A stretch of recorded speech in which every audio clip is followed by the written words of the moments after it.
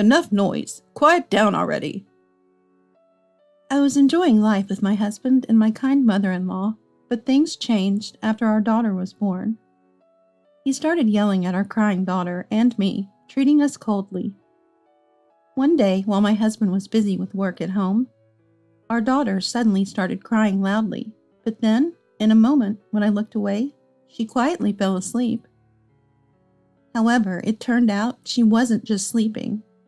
When she woke up, she started having seizures. After taking her to the emergency hospital and hearing the doctor's diagnosis, I decided to divorce him when I got home. My name is Mia. I'm a 28-year-old housewife. I live with my husband Cody, our daughter Emily, and my mother-in-law Susan. I met him 6 years ago at our previous workplace. We were in the same cohort, working in the planning department. From the beginning, I was impressed by his innovative ideas, which seemed beyond a new employee's level, and I became curious about him. Different from other colleagues, he didn't mingle much and seemed a bit of an oddball, but when I approached him, I found his quirks interesting. For instance, he loved brainstorming for projects. So to avoid lunch indecision, he set a weekly routine. Curry on Monday, ramen on Tuesday, hamburger combo on Wednesday, and so on. So his solitary dining wasn't about avoiding others. It was about maintaining his routine. And I found it easy to join him for lunch. Our conversations were often work-related, but they were insightful and enjoyable. He had other workaholic quirks, but I found them endearing. I like you. It was me who confessed my feelings first. Me too, he smiled and responded. Our relationship didn't change much after we became a couple. We didn't go on typical romantic dates. Instead, we ate lunch together and discussed project ideas. It was only after we started dating that he introduced me to his mom. Busy with work, he didn't have time for house chores and lived with his mom. From what I heard, his family background was complicated. His parents divorced when he was 10. He stayed with his mom, and his newborn sister went with their dad. He had no contact with his dad and sister after that. Initially, I was wary, thinking his mom might be overly protective, but she turned out to be very nice. Unlike her reserved son, she was sociable and treated me just as kindly as she treated her son. We often went out together, leaving my busy husband behind. Things were going great with both him and his mom. 3 years into our relationship, after accepting his proposal, "If Cody's getting married, I guess I'll have to move out," I was jokingly told by his mother. That would be a problem. I accepted the proposal, looking forward to living with you. If you're okay with it, please stay with us, I eagerly replied. Susan laughed and said, "Are you sure about that? I might end up pestering you, you know." Her cheerful expression and smile were infectious. I laughed too, saying, "Let's be bold about it." My husband, watching us, also smiled. For the next 2 years, we lived without any issues. Susan took on all the household chores for us, a working couple, even though I offered to help. "Don't worry, you must be tired," she'd say, handling everything herself. On weekends, when my husband was cooped up in his room with work, it was fun to cook and bake with Susan. I think our home remained bright and joyful thanks to Susan being there, especially with my workaholic husband, and I was grateful. Everything changed when I found out I was pregnant. 2 years into our marriage, feeling unwell, I visited the hospital on Susan's suggestion and discovered I was pregnant. My husband was overjoyed when I told them, but Susan's reaction wasn't as enthusiastic as I expected. Usually, she was the one who celebrated our family's happy news the most, so her reaction seemed odd. That night, in our bedroom, I asked my husband about it. "Mom got postpartum depression after my sister was born. Dad was away on a long business trip, and she struggled alone, taking care of me and my sister. One day, she left with just me. I haven't seen my sister or dad since," he revealed. I regretted my thoughtlessness.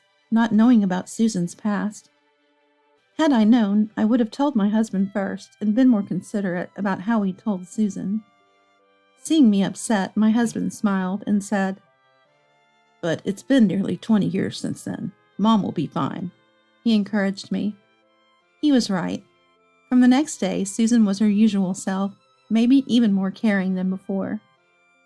She paid extra attention to my diet to ensure I got all the nutrients and even accompanied me to doctor's appointments in place of my husband. Feeling reassured by Susan, I decided to give birth here instead of going back to my parents' house. Initially, I thought of delivering at my parents' in the countryside, but it seemed too cumbersome to find a hospital there and prepare for the move. Luckily, Susan said, "I'll help you." And thanks to her, I had a smooth delivery. I'll never forget when my daughter Emily was born. I loved her while she was in my womb, but seeing her face for the first time made me overflow with love and an unspoken vow to protect and make her happy no matter what. Both my husband and Susan were thrilled about Emily's birth, and it felt like the happiest time of my life. However, that happiness gradually began to crumble. After bringing our daughter home from the hospital, I took a year off under FMLA, intending to help with childcare and household chores. "I'll take care of the house as usual. Don't worry about it," Susan insisted. True to her word, Susan continued to take care of everything, as she always had, but she avoided any involvement with our daughter. It felt like she was deliberately keeping her distance. Normally attentive to everything I said, Susan would give vague responses or pretend not to hear when I talked about our daughter. I was saddened by Susan's behavior towards our daughter, but knowing her past, I couldn't press the issue. 6 months after our daughter's birth, Susan's attitude hadn't changed. By then, our daughter could perfectly recognize faces and had started to smile at her dad, even though he couldn't spend much time with her due to work. My husband, still prioritizing work, was delighted that she was responding to him when he did find time to interact. Around this time, our daughter began to cry a lot at night. Not having much experience with other children, I thought she cried more than usual. She would wake up and cry for 2 to 3 hours straight. I tried to soothe her in the living room or bathroom to avoid disturbing my husband and Susan. But in our not-so-large house, the sound was inescapable. "Last night was noisy." I increasingly heard such remarks from both my husband and Susan. While it was one thing to hear it from my husband, Susan was someone who seldom complained. I think this was the first time she ever did. Despite my efforts, our daughter's night crying continued unabated. Gradually, both my husband and Susan seemed to become more irritated. "Noise! Make her quiet." Their requests became increasingly harsh. That year, an important planning meeting was scheduled at my husband's company. Whether his proposal was accepted at this meeting would determine if he would be assigned a project for the next fiscal year. My husband was working on a proposal for that meeting, bringing his work home in addition to the office. Knowing the significance of this meeting, I planned to stay at my parents' house for 2 nights and 3 days, starting 2 days before the meeting, to ensure I didn't disturb my husband's preparation. It was my way of making sure his work wasn't disrupted by our daughter's nighttime crying. But things didn't go as planned. In fact, I ended up going to my parents' house even earlier than I intended. With less than a week until my husband's presentation, he was working on his proposal at home. I had plans to go out that day to avoid disturbing him, but it was pouring rain. As I don't drive, I hesitated to go out with my daughter, fearing she would catch a cold in the December rain. Reluctantly staying home, I tried even harder than usual to keep my daughter from crying. However, she suddenly started crying for no apparent reason. She had just been fed, and her diaper was clean. I was playing with her when she started crying, and I couldn't understand why. Desperate to keep her cries from reaching my husband, I moved to the bathroom, the farthest spot from the bedroom where he was working, and tried my best to soothe her. Still, she wouldn't stop crying. Then my husband opened the bedroom door and yelled, "Enough noise! Quiet down already!" It was a harsh way to speak, unthinkable from the man I married, but this had become typical lately. I understood work was important, but his tone was unnecessary. Despite my efforts, my daughter started crying, and then I was scolded by my husband. Why is it always me? I felt like crying too. But I thought, once his work calmed down, he'd return to normal. And eventually our daughter would stop crying. I held back my tears and decided to feed her more milk, thinking it might help her sleep if her stomach was full. Unfortunately, as I couldn't breastfeed, I had to boil water and prepare the formula. I couldn't leave her in the bathroom while I did this, so I took her to the living room and laid her in the baby bed.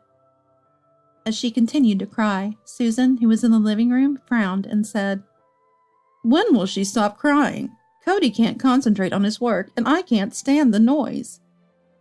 Recently, this had been typical of Susan, too. She did her household duties and talked to me, but she wouldn't touch or say anything nice about my daughter. I apologized to Susan and asked her to watch my daughter for a moment. I rushed to the kitchen to make milk. Even then, I could hear my daughter's shrill scream like crying. But as soon as the water cooled and the milk was ready, the crying stopped abruptly. I knew it. Susan must have calmed her down, I thought, feeling grateful. When I returned to the living room, sure enough, my daughter was asleep. Susan was sitting on the sofa reading a book. I thanked her, saying, "You're amazing, Susan. Experience in parenting really makes a difference." "Sure." But her response was lukewarm. I felt slightly uneasy about Susan's reaction, but relieved that I hadn't disturbed my husband, I didn't dwell on it. However, my daughter didn't wake up, even after 3 hours. I worried she wouldn't sleep at night and start crying again, so I decided to wake her up. However, my daughter didn't respond to my calls. While I gently tapped her shoulder, she opened her eyes but seemed unfocused and dazed. She appeared different from her usual sleepy self, which made me worried. I told Susan about my daughter's unusual condition and sought her advice, but Susan hardly looked at her and said, "It's probably nothing. She'll be fine." I wanted to believe Susan's words, but my daughter's eyes remained unfocused. Frightened, I went to my husband, who was working in the bedroom. "I know you're busy, but can you drive us? Something's wrong with Emily. She's lethargic and acting strange. I'm worried and want to go to the hospital, please." That's how I appealed desperately. But my husband, visibly annoyed, said, "Isn't it just your imagination? What did Mom say?" "Susan thinks it's fine, but it's clearly not okay." "If Mom says it's fine, then it should be. I need to finish this today. Don't bother me." "But I'm worried." To that, my husband yelled, "Enough. Can't you see I'm working? I thought she had finally stopped crying, and now you want to go to the hospital? Don't be ridiculous." Stunned by his outburst, I couldn't reply. Then he turned back to his computer and muttered, "I wish we never had a child." Those words of my husband still echo in my ears. I couldn't believe it. It was unthinkable for him to say such a thing, but I saw and heard him say it clearly. I was in shock, unable to stop crying. I never imagined my husband would say something like that. I couldn't stop crying even after leaving the bedroom, but seeing my daughter made my tears stop. She was having a seizure. Something was wrong. She had been fine earlier, not appearing ill at all. In a panic, I called a taxi and rushed her to the emergency room. The thought of something happening to her made me tremble uncontrollably. Upon arrival, a pediatrician immediately examined her. "There's a possibility of shaken baby syndrome," he said, and a CT scan was scheduled. I didn't know about the condition, so I looked it up in the waiting room, learning that it occurs when a baby's undeveloped neck muscles are shaken violently, causing brain damage. In severe cases, it can be fatal. I was too shocked to think straight. After some time, I was called in to discuss the results. Fortunately, Emily has no hematoma, and we've administered anticonvulsant medication, so she's calmer now. The doctor said, which relieved me, but then he said something unbelievable. However, Mrs. Mia, when the nurse undressed Emily for the examination, we found marks on her neck and shoulders, resembling adult finger marks. I don't mean to offend, but has there been any abuse towards your daughter? I couldn't comprehend what he was suggesting. The shaken baby syndrome is caused by vigorously shaking an infant. It can happen accidentally while trying to soothe or during lifting. We initially thought it might have been accidental, but seeing those marks, it's possible someone intentionally shook her with considerable force. The doctor explained calmly. If you can't recall doing it, perhaps a family member. It's a relief we caught it early, and there's no hematoma, but if it happens again, Emily might not be so lucky. You should have a thorough talk with your family. The doctor's words haunted me after leaving the consultation room. I never abused my daughter, nor had I seen any marks of abuse on her. There were no marks when I changed her diaper or clothes earlier. It seemed likely that Susan did something while I was making the milk. Emily was to be hospitalized for observation for 3 days, so I returned home to gather necessary items.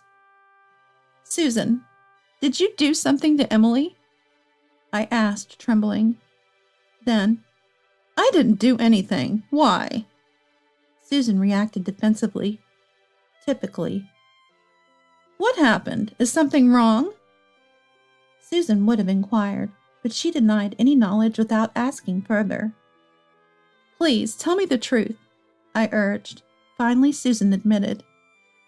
I just shook her a bit because she was too noisy, nothing more. That's not just a bit. The doctor said there were severe marks on her neck and shoulders.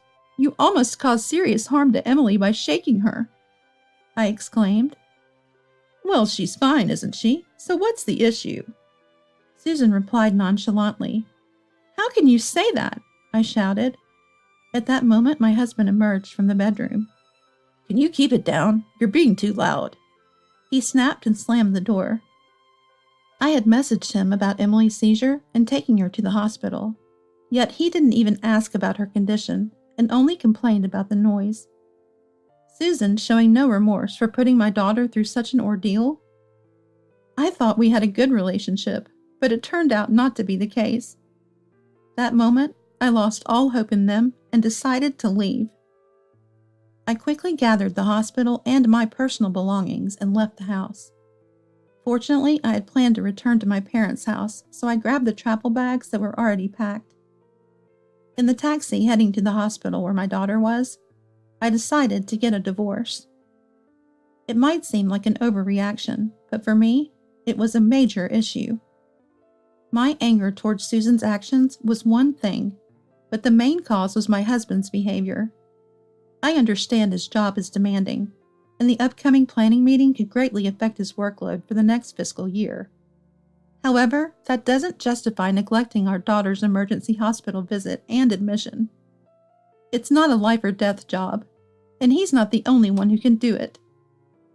It's about whether he becomes a project leader or an assistant. Yet he didn't even ask about our daughter's condition or come to the hospital. 3 days after her admission, Emily was discharged safely. I decided to divorce my husband and went straight to my parents' house instead of returning home. Since my husband and Susan expected me to be at my parents' house that day, they didn't contact me. At my parents' house, I told them everything that had happened. My mom hugged my daughter and me, crying, and my dad, after slamming his fist on the table, said, Don't go back there. Stay with us. I'll protect you both. I cried at his words. Then we started researching divorce. As laypeople, it seemed challenging, especially as Susan's actions didn't constitute continuous abuse. If my husband contested the divorce, it looked like it would be difficult to proceed, even with mediation. So I decided to set a trap. 3 days later, The presentation went well. Come back home. Let's celebrate. It was a success. My husband messaged me. Angry at his nonchalant attitude, I decided to return home to discuss the divorce. I left Emily with my mom, not wanting her to meet my husband and Susan again. When I returned home alone, my husband was surprised. Where's Emily? Still in the hospital? Is she that sick? And he mentioned Emily for the first time. Emily's been discharged. She's at my parents' house now. Why didn't you bring her back? I want a divorce. Both my husband and Susan were shocked. What? Emily was lucky this time, but what if Susan had shaken her more violently? If I hadn't noticed and left it unattended, Emily might not have survived. I'm scared of Susan, and... I was about to point out my husband's faults when he interrupted me. If you're scared of Mom, we can live separately. Please reconsider the divorce. At his words, Susan reacted. What? You'd choose Emily over me? And she confronted my husband. Ignoring Susan's protests, my husband said, Then it's settled, isn't it? I continued. No, I'm also disappointed in you, Cody. I can't believe you said we never should have had a child, and that you prioritized work over our daughter's life. Whether or not you separate from Susan, I can only think of divorce. He grabbed my hand, pleading. No, I was overwhelmed with work at that time. I love you, and Emily, please don't talk about divorce. I apologize. I believe the words and actions that come out in moments of pressure reveal true feelings. I can't trust you anymore. I won't let you go, even if it means going to mediation. His words shook me. If it went to mediation, it could be problematic for me. As I had learned at my parents' house, proving Susan's actions as abuse and using it as grounds for divorce would be difficult. So I decided to use a lie I thought of at the moment. I don't mind going to mediation, but you should be prepared that Susan might get arrested for abuse. What do you mean, abuse? Susan approached me angry and unrecognizable from the Susan I once knew. I was suspected of abuse at the hospital. I explained I didn't do it, and I have a medical report. I also have photos of the marks on Emily's neck. If I can prove these marks came from Susan, it'll establish abuse. If Cody insists on mediation, I'll submit these. In reality, this method had little legal strength. Even if proved, a one-time incident might not be considered abuse. However, they believed it. Please reconsider. I can't get arrested. I won't reconsider. And if you go to mediation, I'll make sure it's scheduled on a weekday. Can you prioritize us over your important job? My husband hesitated at this. Susan said to my husband, Cody, please agree to the divorce. I don't want to get arrested. And she kept pleading. My husband stayed silent, deep in thought. Then, as a final push, I said, I will use any means to divorce you, even if it goes to mediation and Susan gets arrested. It will just mean you'll have to take time off work. Our divorce will still happen. If you're okay with that, then please go ahead. After some silence, my husband reluctantly agreed to the divorce. During discussions about property distribution and child support, he repeatedly asked, Is this a lie? Won't you reconsider? I ignored all his pleas. Eventually, we agreed on splitting the property in half and a child support of $400 a month. My husband hesitated until the very end, but finally signed the divorce papers, realizing my stance was unwavering. Once I confirmed his signature and ensured there were no errors. Feel free to dispose of all my belongings. I don't want to take anything from this house, I told him. I had no desire to bring anything from that house to my new life. My parents' house had furniture, and I didn't want to remember anything associated with that house. As I was leaving, It's all your fault, right? Cody, you said you didn't want the child too. It's your fault. What? I covered for you so you wouldn't get arrested. If you hadn't done that, we wouldn't have needed to go to the hospital, and I wouldn't have been blamed. It's all your fault, not Mia's. It's you who should leave. I heard my husband and Susan arguing. Later, I heard rumors that my husband and Susan separated. Apparently, they constantly argued after the incident, each blaming the other for the divorce. Susan was forced to leave the apartment, which was in my ex-husband's name, and now works in cleaning, taking orders from people much younger than her. A year has passed since then, and my daughter is growing up without any lasting effects. She's starting to talk, calling me Mom, and even saying Grandpa and Grandma. While my mom looks after her, I've rejoined the workforce at a local company, working in the planning department, and like my ex-husband, I prioritize my family over my job. I've heard about my ex-husband's struggles through former colleagues.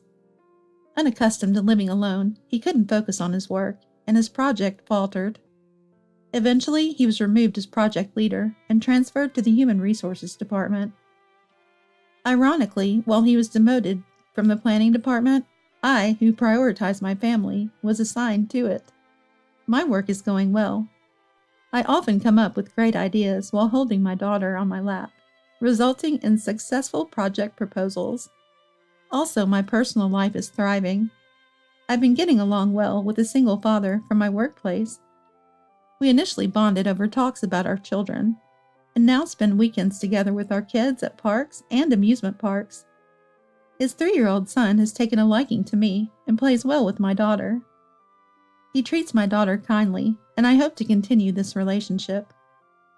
While I'm not considering remarriage just yet, given my recent divorce, I do entertain the thought of becoming his wife someday if things continue to go well between us.